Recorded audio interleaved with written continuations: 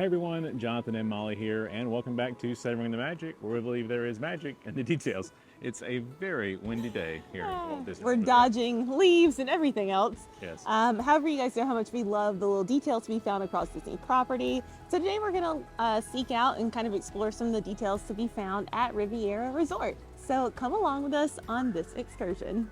I feel like I'm doing my best Jim Cantori impression today, holding my hat.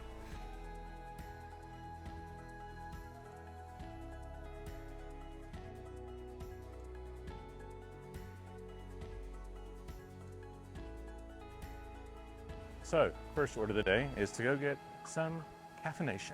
Yes. Well, really, first order of the day is just to get inside because Well, it is true. very windy.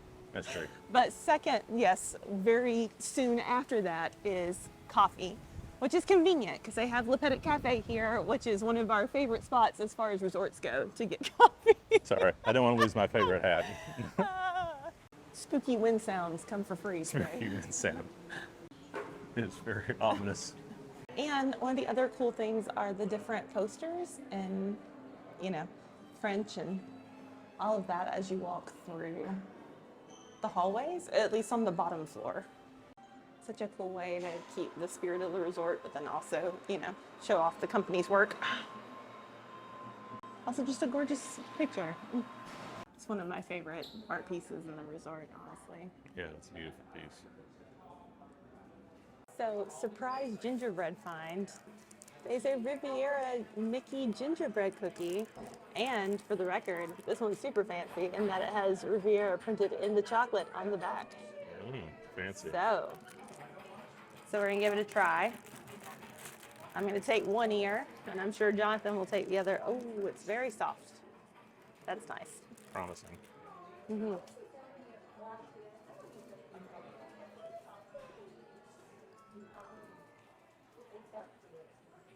This one rivals Beach Club. Oh. Yeah, I feel good saying it. It's out there now. I can't take it back. It rivals Beach Club. This is very good. Now to see if Jonathan agrees as I finish my ear, as I hold the camera. Moment of truth.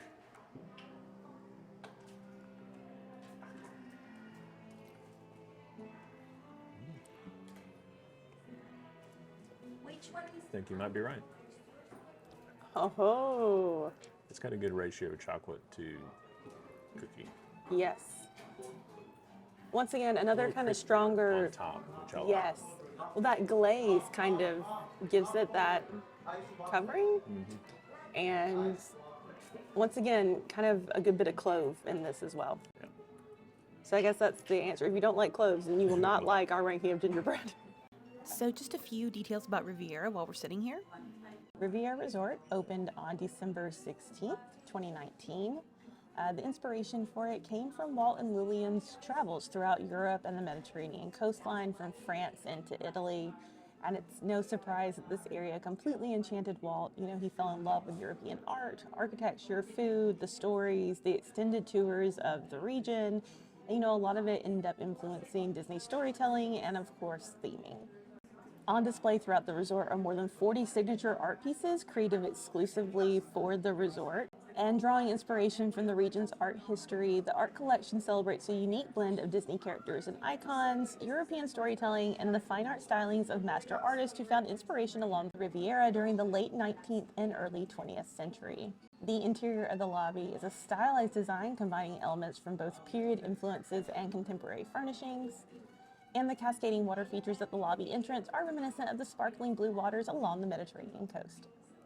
So we showed you Le Petit Cafe, whose title is inspired by the Aristocats. I do want to say that because there aren't very many Disney places, resorts, anything that reference the Aristocats, and this is kind of the one that has that foothold, and I love it. But adjacent to it is this quiet library setting, and honestly, I would say this is kind of the piece de resistance for details as far as Riviera goes, because the lounge showcases some of the collection of books that Walt gathered on his European tour. Not necessarily the real thing, but obviously we're talking about things that he collected through the years, things that ended up influencing a lot of the Disney shorts in the beginning, and then also the longer animated features once they started doing that. And of course, it actually showcases items from Walt himself. There is, you know, the camera, there are some pictures, there is the hat, all these really cool things. Don't worry, we're going to show you guys pretty much all of it that we can. Obviously, a lot of these were the type of books that Walt brought back with him. You know, we have some classics. We have the Three Musketeers. We have Tarzan, you know, things that would definitely end up inspiring stuff. Oh, this was really funny to me. They have Motoring Abroad, and I don't really know if, well, I'm sure it is meant because Disney, right? Imagineers, cleverness abounds. But Walt drove an ambulance over there in, like, you know, at the end of World War I. So anyway, he drove over there basically is what I'm saying. So I thought that was a really cool little thing to have included. You also have wanderings on the Italian Riviera. Hey, look, the Swiss Family Robinson. We were just in that treehouse not long ago. 20,000 Leagues Under the Sea. You have Alice's Adventures in Wonderland and Through the Looking Glass. And The Wind in the Willows. Lots of references to things that would end up becoming Disney stories. And in case you weren't sure, the children's best storybook is in here as well. It's honestly worth it just to walk around and look at all the books on the bookshelves. I liken this to like Skipper's Canteen, but without all the puns necessarily. But, you know, Grimm's Complete Fairy Tales. So I gotta say, so obviously there are the bookshelves that are lower that you can read, and then of course displays of things specific to Walt or to Mickey and the company. Then you also have just things like going higher up as well. So, like I said, this room flooded with detail. I especially love this little submarine thing because it does make you think of 20,000 Leagues Under the Sea.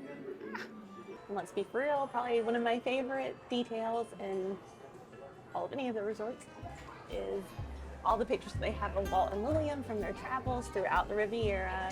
It's just a nice personalized touch knowing that Walt would have loved all of the architecture and details of this place.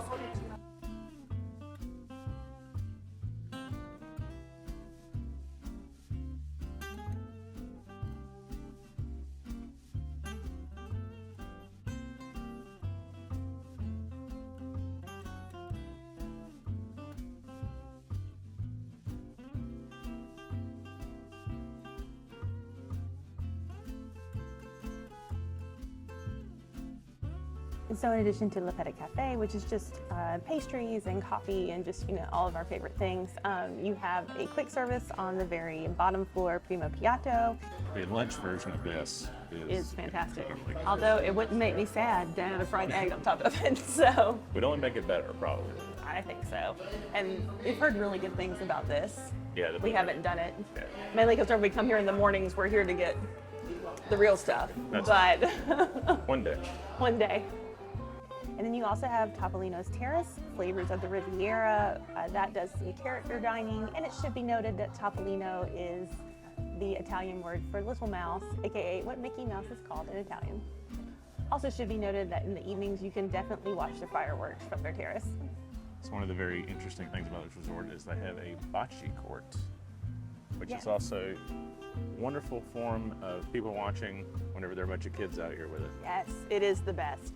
Although I gotta say, it's one thing about like the Riviera having like the courtyard. It is very European. Yeah. But I love that it's something different. You have the bocce court. You have a whole little area out here for like outdoors checkers and stuff. You have lots of tables. You have the swing benches. It's just, honestly, it's such a lovely place to come and get coffee and just come and sit outside whenever the wind is not, you know, sending you everywhere. Yeah. It is one of our favorite places just to come and chill at, though. My bad. The activity lawn, that would be the official. The activity lawn, which is right here. Or, if you just pan up, right here. That's right. You are here. Wayfinding, that's all. Yes. And we're going to check out one of our favorite details. That's right. The murals. I love a mural. I love a tile mural. I love a mural. A mosaic, I guess is technically the correct term. That's going to be a Still t-shirt. drinking the coffee. It's going to be a t-shirt if we ever make one.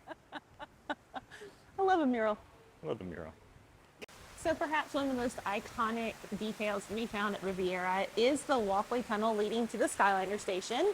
It has two spectacular mosaic murals. One shows Rapunzel's floating lantern scene from Tangled, and the other shows London at night with Peter Pan, Wendy, Michael, and John flying off to Neverland. So these murals required more than 1 million hand-cut tiles, laid out by artists, of course, to create this stunning work of art that rises 20 feet in the air and is joined at the ceiling by a shared mosaic sky. Also, it should be noted that these murals were not chosen by, coincidence, or at least their subjects weren't. Both murals celebrate flight, so appropriate since this is on your way to and from the Skyliner station. And then, notice that even the inside of the fountains out here are also tiled. Not with any specific Disney thing, but still a nice touch that ties everything together. So we hope you guys enjoyed this short little excursion in Riviera. If you've been here, what are some of your favorite details? Comment and let us know.